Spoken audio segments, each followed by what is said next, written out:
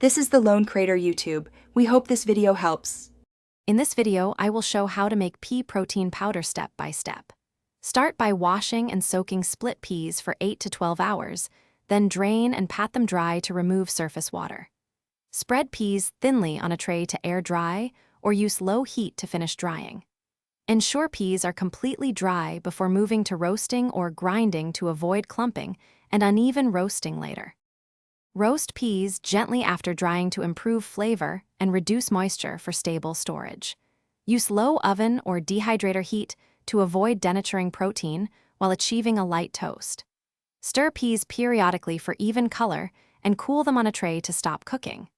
Proper roasting helps separate fiber and improves grindability, making it easier to mill to a fine protein-rich powder for smoothies and baking. If you're finding this video helpful, please subscribe and like to support more step-by-step guides. Quick recommendation: Automobile Life's Too Short for a Stinky Car, Grab Little Trees Black Ice. It's a fun little add-on that keeps your ride smelling great while you're blending and baking.